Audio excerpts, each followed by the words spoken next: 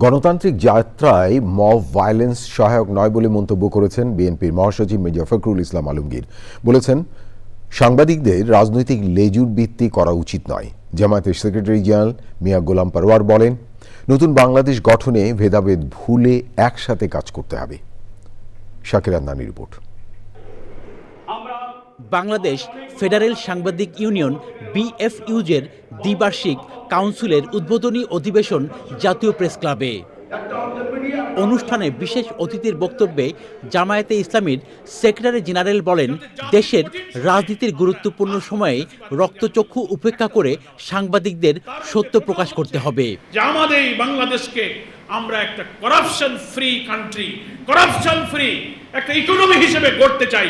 এ ব্যাপারে তো বিএনপি জামাত সহ কোনো দলের মধ্যে তো দ্বিমত নেই। দুর্নীতিকে আমরা প্রশ্রয় দিব না। প্রধান উপদেষ্টাও বলেছেন যে আগামী নির্বাচনে দেশকে যদি দুর্নীতিমুক্ত করতে চান তাহলে দুর্নীতির সাথে যাদের সম্পর্ক তাদেরকে না বলুন।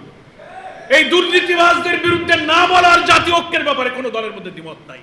আয়োজনের প্রধান অতিথি বিএনপির মহাসচিব বলেন, আগামী ফেব্রুয়ারিতে জাতীয় নির্বাচনের মাধ্যমে দেশে গণতান্ত্রিক ধারা ফিরে আসবে। ভিন্ন মত প্রকাশের স্বাধীনতাকে মূল্য দিতে হবে। এক ধরনের একটা নৈরাজ্য সৃষ্টি করবার চেষ্টা চলছে, মব ভায়োলেন্স তৈরি করা হচ্ছে, মানুষের বিরুদ্ধে মিথ্যা প্রচারণা করা হচ্ছে, একজন মানুষকে ভিন্নভাবে প্রচার করা হচ্ছে, যা নিঃসন্দেহে আমাদের গণতান্ত্রিক যে যাত্রা, সেই যাত্রাতে কিন্তু আমরা বাধাগ্রস্ত হচ্ছি। আপনি যদি আপনার অধিকার প্রতিষ্ঠিত করতে চান, চাকরির ক্ষেত্রে বা অন্যান্য ক্ষেত্রে, আপনার ইউনিয়নকে আরও শক্তিশালী হতে হবে, আপনাদেরকে সক্রিয় দাঁড়াতে হবে। কোনো দলের লেজুবৃত্তি না করে আপনাদেরকে দাঁড়াতে দাঁড়িয়ে দেখবে যে আপনার অধিকারটাকে আপনি আদায় করতে পারবেন।